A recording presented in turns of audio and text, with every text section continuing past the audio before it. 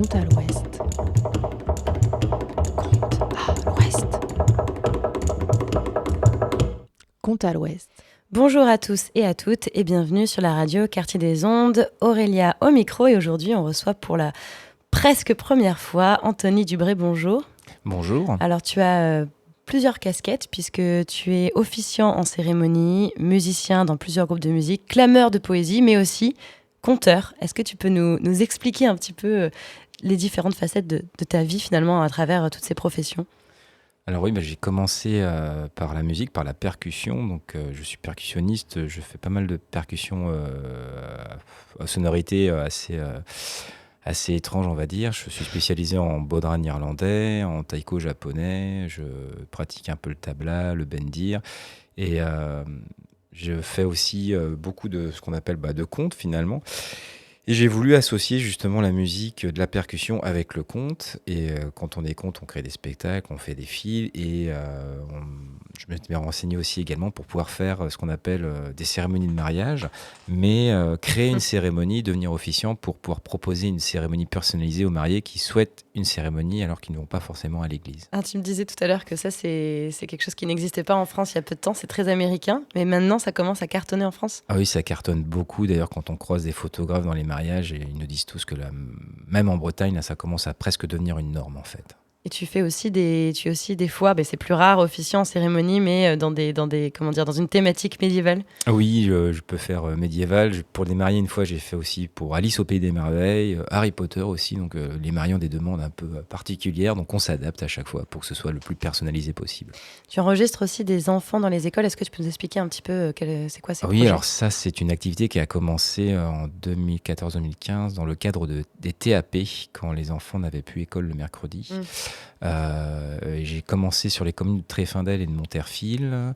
Ça a bien marché. En fait, ce qui s'est passé, c'était travailler avec des enfants et pousser les enfants à sortir de leur imaginaire et créer une histoire en commun. Donc, généralement, ce sont des groupes de 10-15. Et le travail au début est assez particulier parce que les enfants, quand on leur demande tout de suite de créer une histoire, ils ont en référence tout ce qu'ils voient malheureusement en jeux vidéo, dessins animés et compagnie. Donc la première heure, c'est un peu justement balayer tout ce qu'ils peuvent avoir en nourriture. Parce que c'est pas souvent de la bonne nourriture selon toi ? Ça dépend. Pokémon, tout ça, c'est très sympa, mais quand on veut le transformer en conte, c'est ce que j'explique la plupart du temps aux enfants quand ils m'inventent une histoire. Je dis oui, ça, d'accord, c'est très bien comme histoire, mais c'est trop visuel. Il y a trop d'informations visuelles. Et lorsqu'on crée une histoire et qu'elle doit être écoutée par des enceintes, il faut que ce soit le plus accessible possible. Donc, on ne peut pas faire, par exemple, une succession d'actions avec des vaisseaux spatiaux ou je ne sais trop quoi. Oui. Et ça, une fois que les enfants le comprennent, ils le comprennent très très vite. Ils se rendent compte que oui, en effet, on ne va pas raconter une histoire devant des gens, ce sont des gens qui vont écouter l'histoire sur des enceintes. Donc là, on leur explique vraiment la différence, ils le comprennent très très vite. Quand je vais dans ces écoles, justement, je fais un spectacle où je leur montre, je suis présent, je leur raconte une histoire, j'ai un corps, je fais des gestes, et eux après se rendent compte qu'ils ne peuvent pas raconter la même chose parce que justement, ils n'ont que ce média du micro. Donc c'est une activité intéressante parce qu'en plus, les enfants, d'un seul coup, sont face à un micro, n'ont pas l'habitude d'entendre leur voix, et n'ont pas l'habitude non plus de la voir. Donc il y a aussi tout ce côté, leur montrer ce que c'est qu'un logiciel, leur montrer les fréquences de la voix, pourquoi ça fait des petits graphiques. Et les enfants là-dessus sont très vite fascinés en fait. Et puis après il y a tout ce travail de bande sonore, puisque comme je suis percussionniste, j'amène toutes mes percussions et avec les enfants on commence à travailler un son justement. Du rythme. Voilà, pour pouvoir meubler. Et puis par exemple on veut faire la mer, on va prendre un tambour particulier pour faire le bruit de la mer parce que leur histoire se passe au bord de la mer.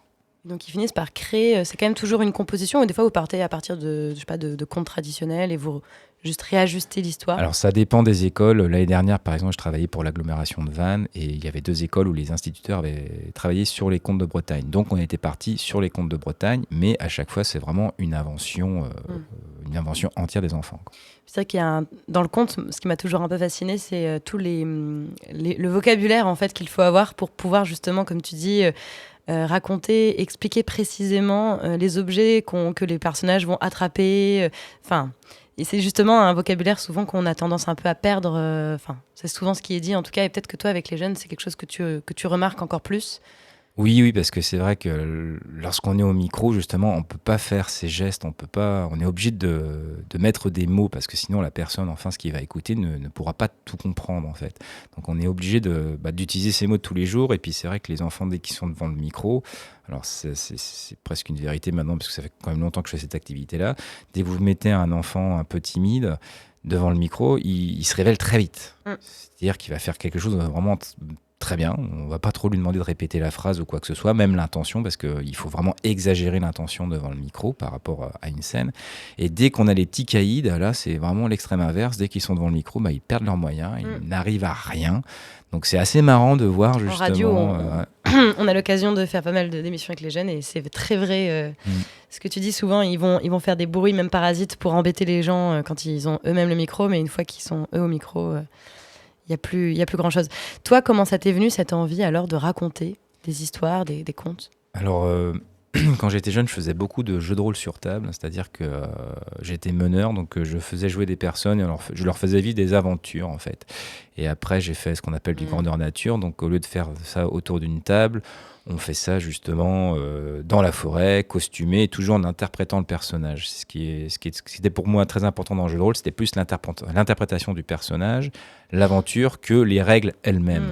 Jeter les dés, tout ça. On a tous fait des jeux de rôle en plus. À une époque de notre vie. Bah, complètement. On pourrait considérer que le loup-garou, c'est une version très simpliste. Oui, complètement.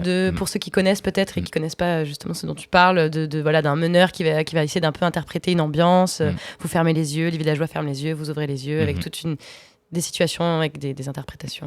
Et ce qui s'est passé, j'ai passé mon BAFA, j'ai fait mon approfondissement BAFA, et mon approfondissement BAFA, c'était sur le jeu de rôle, donc j'étais très content. Malheureusement, on avait des personnes qui ne savaient pas du tout ce que c'était que le jeu de rôle, les encadrants, donc on était un peu déçus, mais un soir dans la formation, il y a un conteur qui est venu, qui s'appelle Xavier Le Sèche, et qui a conté, et là j'ai été attrapé tout de suite, parce que je ne savais pas trop ce que c'était, moi, que le conte, j'étais toujours dans ma tête de jeu de rôle, et puis quand j'ai vu ça, je trouvais ça vraiment super.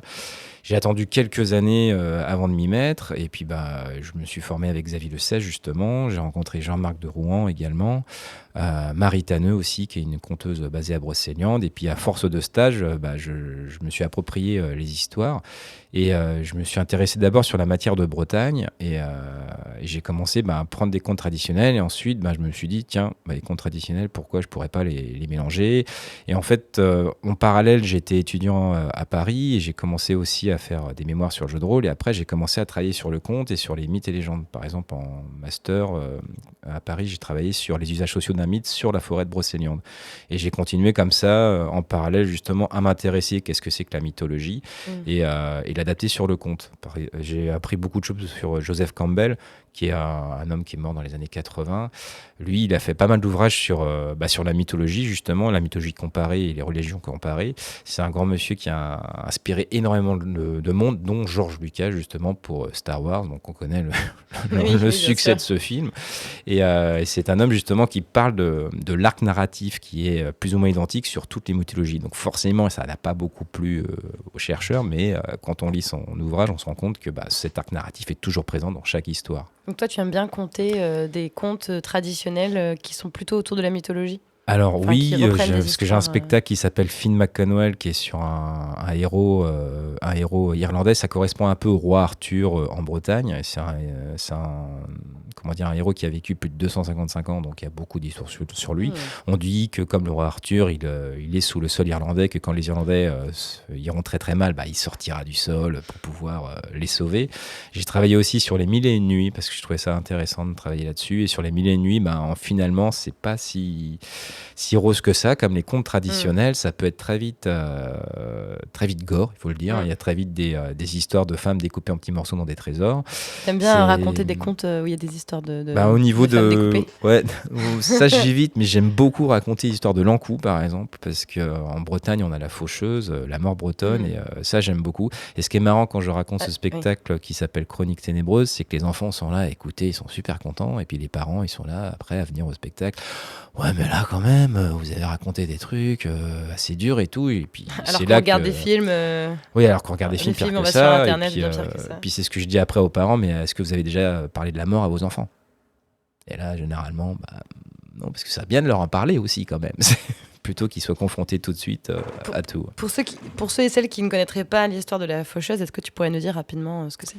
Oui, alors la faucheuse, généralement, c'est le dernier mort du village qui est habillé en noir avec un grand chapeau pour pas qu'on voit trop son visage. Et puis, cet individu a une faux. Et la faux, normalement, a un tranchant qui va en dedans. Par exemple, si vous voyez la mort anglo-saxonne, son tranchant est en dedans. Pour la mort bretonne, c'est vraiment très particulier parce que son tranchant va en dehors, en extérieur. Donc c'est comme ça qu'on reconnaît vraiment l'encou bretonne, parce que quand on fauche avec cette faux avec le tranchant en dehors, on peut atteindre beaucoup plus de personnes. Et on dit que... de personnes. J'imagine voilà. De blé non. Ouais, non, 2 personnes. À chaque fois, elle vient dans sa charrette, justement, qui est tirée par son cheval, la Carregamanku. Elle a aussi cet encou, un bateau pour aller dans son royaume. On dit que son royaume, en fait, est rempli de bougies, et chaque bougie correspond justement à la vie de quelqu'un. Et quand notre bougie finit, l'encou vient nous chercher. Pour terminer, avant d'écouter le conte que tu vas nous présenter, qu'est-ce qui, toi, donc tu disais que tu as été très vite attrapé quand tu as entendu un conteur en particulier. Et est-ce que toi aussi, il y a eu un moment quand tu as compté où tu as eu un déclic en mode là, vraiment, j'adore ce que je fais et pourquoi ? Enfin, une sorte d'attention autour de toi que tu as senti une sorte d'aura ? Peut-être que tu l'as pas eu la première fois, peut-être que tu l'as eu dès la première fois, je sais pas. Ah non, pas la première fois. Ouais. Il a fallu de la pratique. Et, c'était raconter, avoir un mot, de voir les gens se dire « Ok, ça va être quoi la suite ?» Et puis, d'un seul coup, rajouter justement un son d'un instrument. Par exemple, un coup de bol d'ipétin pour faire plus de suspense. Et là, de se rendre compte que les gens, oui, là, ils sont vraiment dans l'écoute. Et que rajouter justement un son de musique ou quoi que ce soit, ça met une autre atmosphère, en fait. Et donc en plus, toi, tu es complémentaire puisque tu peux jouer de la musique sur tes propres comptes. Oui, et j'aime beaucoup me faire accompagner de musiciens. Par exemple, je me suis déjà fait accompagner par de la Viella Roux, par de la Nickel Harpa. Là, actuellement, je suis accompagné par Milo, une chanteuse-interprète qui fait guitare et chant. Et ça permet justement, entre chaque histoire, un peu de... comme si on tournait les pages d'un livre, en fait. On a eu l'histoire, on a la musique, on peut passer à la suivante, en fait. Donc aujourd'hui, tu vas nous présenter, nous conter plutôt, une histoire d'amoureux. Est-ce que tu peux nous expliquer un petit peu ce que c'est ce conte avant qu'on... Alors à la base, c'est un conte traditionnel. Et les contes traditionnels bretons sont très... malheureusement, il y en a pas mal qui sont très cathos. Donc j'ai un peu déstructuré pour le faire vraiment à ma sauce, quoi. D'accord. Tu ne nous en dis pas plus ? Je n'en dirai pas plus. Ça marche. Eh bien, quand tu es prêt, on t'écoute. Je lance juste une petite virgule juste avant. Conte à l'Ouest. Est-ce que vous savez ce que c'est que d'être amoureux ? Peut-être que vous êtes amoureux actuellement. Cette histoire parle de 2 amoureux, David et Céline.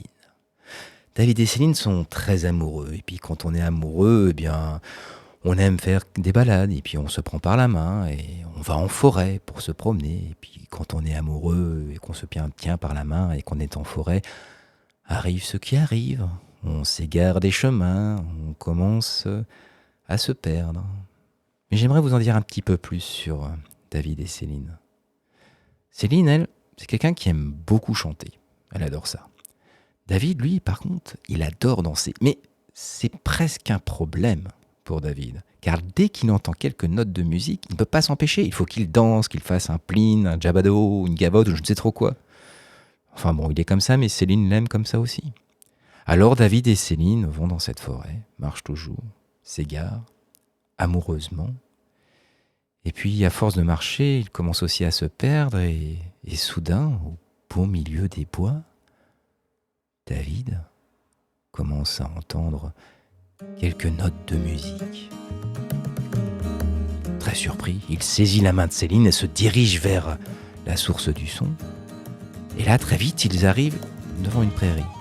Dans cette prairie, un dolmen.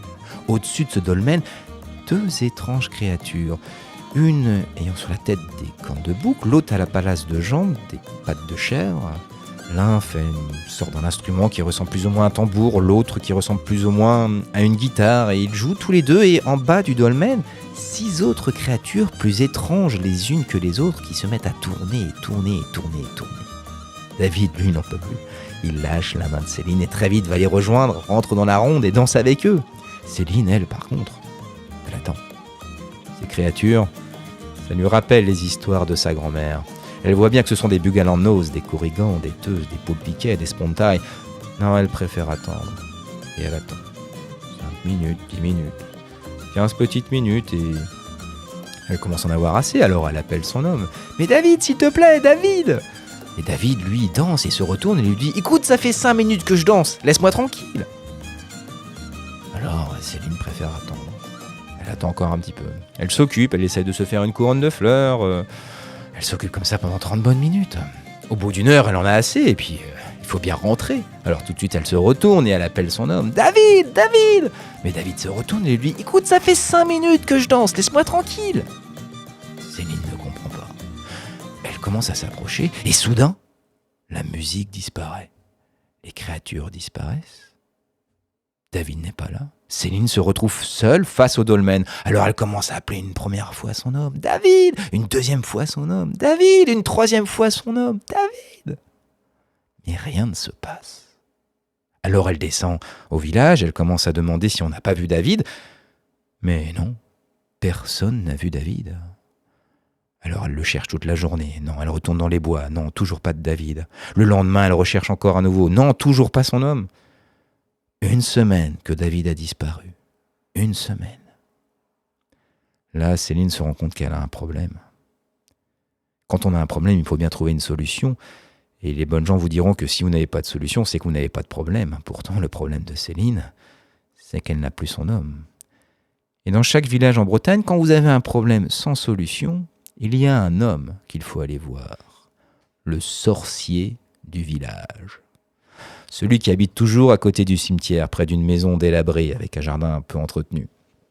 Céline n'aime pas cet individu, mais elle a vraiment un problème sans solution, alors elle se dirige vers le cimetière. Elle voit cette maison délabrée avec les trous dans le toit. Elle commence à rentrer par le jardin où ses jambes se font attraper par quelques ronces. Elle frappe à la porte. La porte s'ouvre lentement. À l'intérieur de la terre battue, 2 tables, 2 chaises, et sur l'une des chaises, un très vieux monsieur, avec une grande barbe blanche et de longs cheveux blancs. « Oh, la belle Céline, mais rentre, rentre! Assis-toi, tu dois bien avoir du souci pour être ici. Raconte-moi, raconte-moi !» Alors Céline commence à raconter la forêt, son homme, les bugalannos, la disparition. Et là, le sorcier commence à mettre la main dans sa barbe. « Oh, mais Céline, c'est merveilleux ce qui t'arrive. Car oui, vois-tu, il y a bien une solution. Mais cette solution, eh bien, elle va prouver la valeur de ton cœur. Car vois-tu, pour récupérer ton homme, tu dois attendre 1 an. 1 an, jour pour jour. Et dans 1 an, tu retourneras dans les bois. Là, dans 1 an, sur ce dolmen, tu le verras, ton homme. Il te suffira de t'approcher de lui, de le tirer de la ronde, et tu auras ton homme. Allez, va, belle Céline, va. Mais attends, 1 an. Céline s'en va de chez le sorcier. Elle réfléchit. 1 an. Vous attendriez 1 an, vous ? Surtout que Céline, elle est très belle, et puis plus d'une personne vient la voir pour lui proposer d'aller boire un coup à la taverne, pour lui proposer d'aller danser en fest-noz.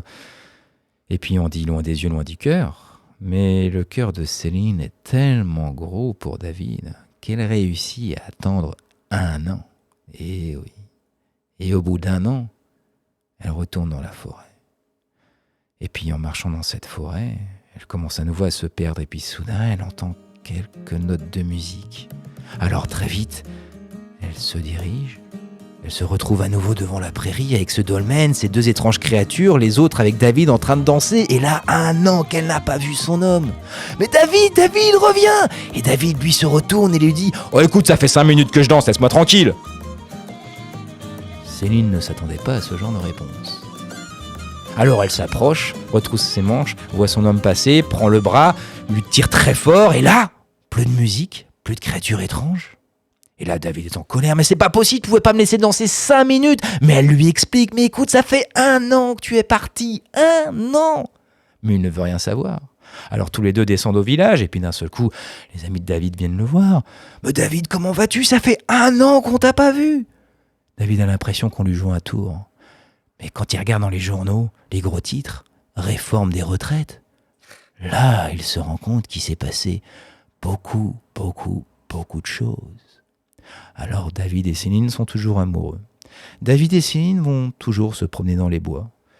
Mais quand David entend des notes de musique, allez savoir pourquoi, il préfère serrer très fort la main de Céline plutôt que d'aller danser. Merci Anthony. C'était quoi le nom de cette histoire? Les danseurs. Les danseurs. Alors les danseurs qui ne dansent plus, malheureusement. Voilà. Merci pour cette histoire. Tu rajoutes toujours un petit peu d'actualité dans tes contes, comme la réforme des retraites. Oui, quand je peux. Cette histoire, je la raconte depuis assez longtemps. Donc, je l'ai adaptée aussi à un moment donné sur le port du masque, forcément. Et puis en ce moment, c'est les retraites. Donc, autant en profiter. Elle me fait penser à une histoire quand j'étais petite avec une sorte de diable ou qui joue de la flûte. Et puis quand il joue, les personnes sont obligées de danser. Ils ne peuvent pas s'empêcher de danser. Il y a plein d'histoires comme ça. Il y a aussi une histoire d'un sonneur que je raconte qui a un sonneur qui a un vrai frimeur, qui se la pète et qui veut aller d'un festos à un autre et il traverse justement un endroit et là il se retrouve entouré de corrigans qui l'obligent à souffler dans son biniou. Et il y a plusieurs fins dans cette histoire. Il y a une fin tragique où il meurt parce qu'ils le font tellement danser. Et puis le corrigan se penche vers lui en lui disant voilà, t'as joué pour le pardon des chrétiens, maintenant t'as joué pour nous et tu vas mourir. Et après, il y a d'autres fins où justement, il se réveille le lendemain, puis il ne devient plus frimeur parce qu'il a pris un peu sa raclée par les corrigans. Quoi. Est-ce que tu trouves toujours des morales aux contes ou pas forcément? Pas forcément, parce que en plus, je me suis spécialisé sur les contes étiologiques. Donc un conte étiologique, qu'est-ce que c'est? C'est un endroit, une histoire. Par exemple, il y a un étang. Pourquoi cet étang? Là, sur les danseurs, justement, c'est le dolmen. Ça fait partie d'une série de spectacles qui s'appelle Le Petit Peuple. Et donc, les gens comprennent quand je parlais du dolmen, vont comprendre, par exemple, quand je dis au début de l'histoire, elle appelle son homme 3 fois, parce que dans une autre histoire, j'ai utilisé ces 3 fois. Et il y a un jeu avec le public, c'est-à-dire que les gens vont se dire « Ah, il l'a dit 3 fois, donc là, il va se passer quelque chose. » Mais dans les danseurs, j'explique que non, il ne se passe rien. Donc j'essaie de monter un peu ça comme les séries Netflix, quoi. C'est-à-dire que j'ai plusieurs comptes et à partir du 3e compte, là je vais commencer à intégrer ce que j'ai raconté avant. Donc si bien que les gens, en plus de l'étiologie, donc c'est-à-dire que on a un lieu, donc tout de suite dans leur imaginaire ça fait tilt, parce qu'ils vont voir la chapelle, ils vont voir le menhir, ils vont voir le domaine, ils vont pas avoir besoin de faire de gros efforts de concentration pour ça et ça va leur parler tout de suite en fait. Merci, on va se laisser, on espère que tu vas revenir bientôt. Est-ce que tu aurais, parmi toutes tes activités, une news en particulier que tu voudrais nous partager si on veut venir te voir, sachant que il faut que ce soit la semaine prochaine? Bien sûr, alors le 17 juin, ça passe. Le 17 juin, je serai à la chapelle Gasseline avec Milo, justement, pour des contes et légendes sur le Petit Peuple.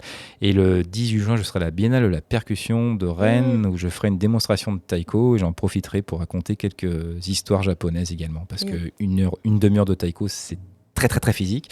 Donc, je vais couper, justement, et mélanger taiko et contes japonais. C'est bien pratique, oui, organisé par La Pulse, il me semble, qu'on avait reçu à la radio aussi. Eh bien, merci beaucoup. On se retrouve tout bientôt. Vous écoutez Quartier des Ondes et on vous laisse avec notre playlist. À bientôt, Anthony. Merci. À bientôt, merci. Contes à l'Ouest.